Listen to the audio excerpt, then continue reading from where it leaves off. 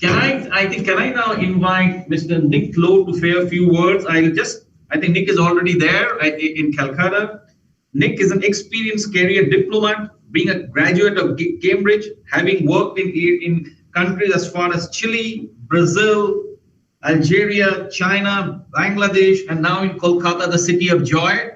I'm told he also loves cricket, and along with Anirban, they organized a cricket. There was a cricket match organized last December, and hopefully, we'll have his support in the institute with LOCCA, but also the team look forward here to build a relationship with him in somewhere in cricket. Nicck, over to you.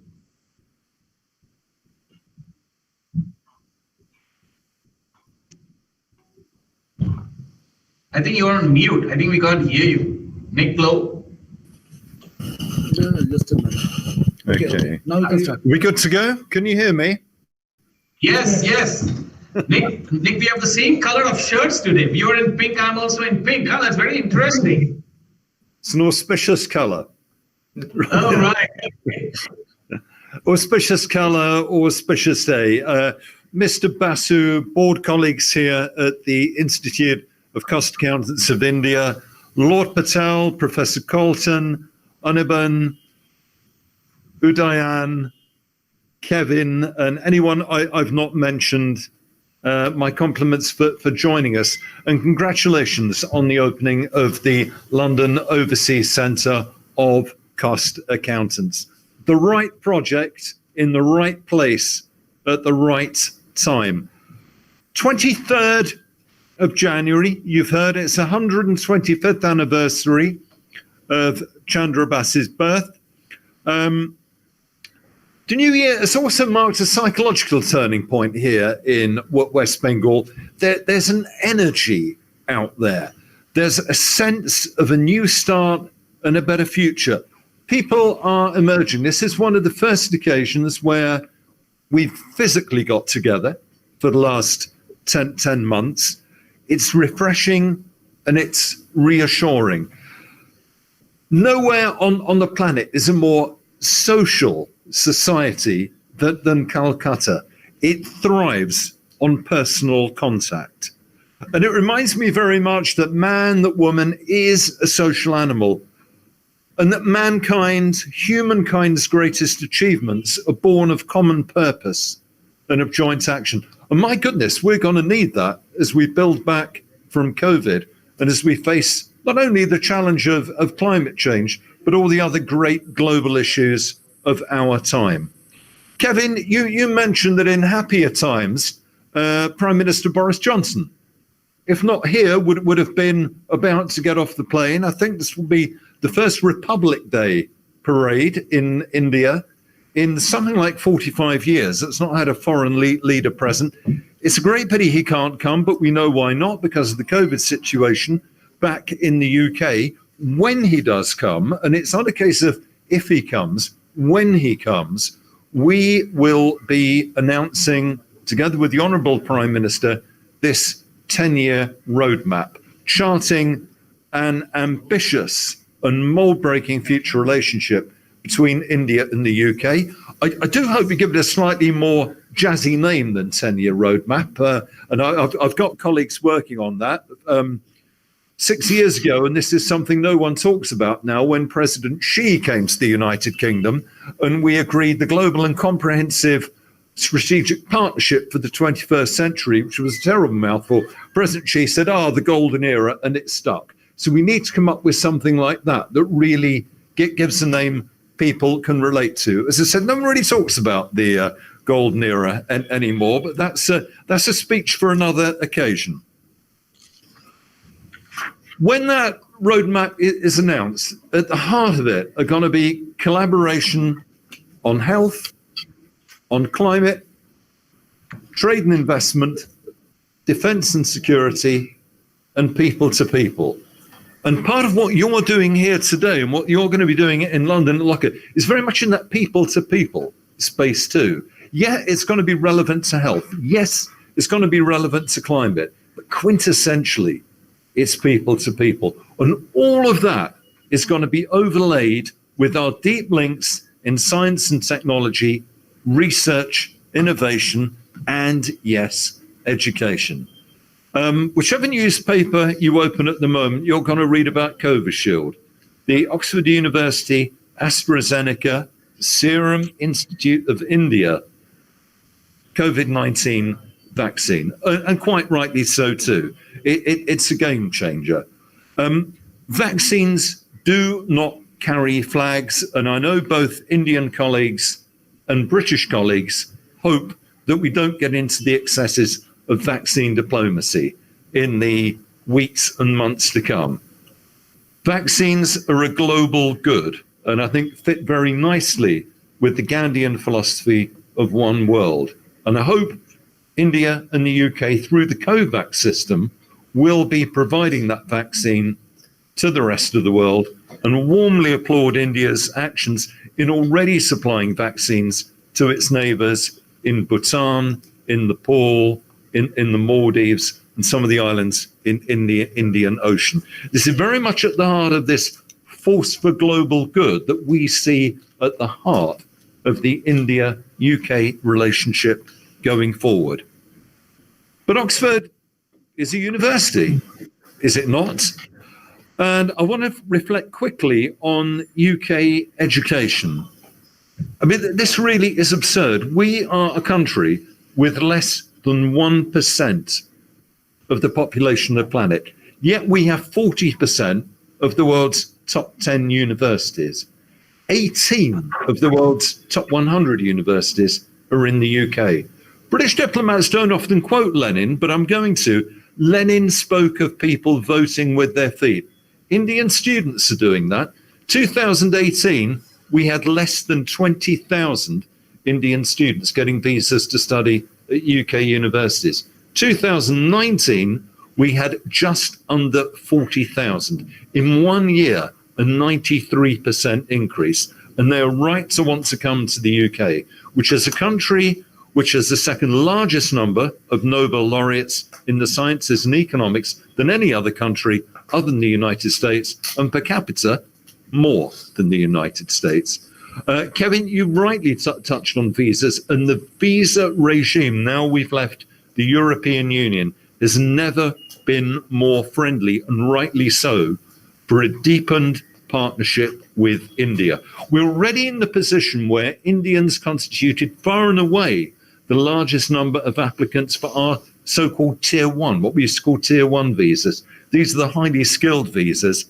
Now, the colour of your passport is no longer going to matter. Under our new points-based immigration system, many, many more Indian nationals who want to come and work in the United Kingdom, have got the skills that we need, will be able to do so.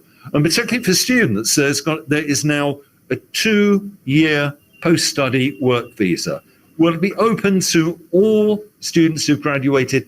It doesn't matter if you've read astrophysics, medicine, or IT, or golf course design or social anthropology. It doesn't matter where you studied. That will be open to you. So Covishield, that vaccine, I think a very good example of what we can do together. Now, I've been asked to say a little bit about Brexit. And what I found is, both in my previous posting in China and here, there is a lack of understanding about Brexit. Why did we do this? Now, let me start with a quote for you.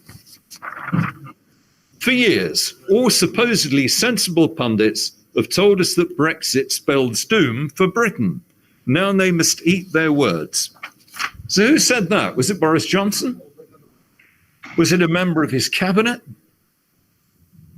Was it a newspaper editor? Was it Nigel Farage? Was it Donald Trump? It was none of those. That was Alexander von Schoenberg, the editor of Bild, Germany's biggest selling newspaper. And when a German newspaper editor says something like that, we need to sit up and take notice. And it is true. For months, we have had a narrative of catastrophism. My own government's treasury said after the referendum result in 2016 that the effect of the Leave vote would be an immediate and profound economic shock. Didn't happen. The UK economy continued to add jobs. We had the highest level of employment we've ever had. And growth in the UK economy matched that being achieved in the Eurozone.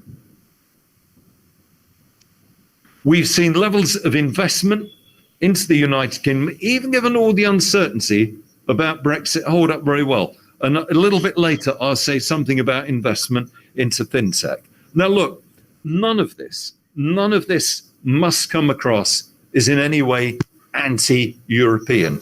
The United Kingdom has not left Europe. We can't leave Europe any more than, say, Japan could leave Asia.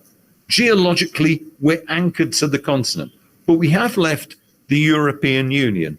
But remember, our leaders committed to the closest possible economic, political, and security ties. And we remain true to that. And we now also have very, very close trade and investment ties through the new trade and cooperation agreement, the biggest free trade agreement the European Union has ever signed by a very long way, and the first ever quota-free and tariff-free trade agreement the European Union has ever signed. Some of you may say, yeah, but what about the single market? What are you going to do outside the single market? Well, look, let me tell you this. The UK economy is round about 80% services, getting on for 80% services. The single market is not, and never has been, a single market in services. And the effect that's had on the UK economy has been positively harmful.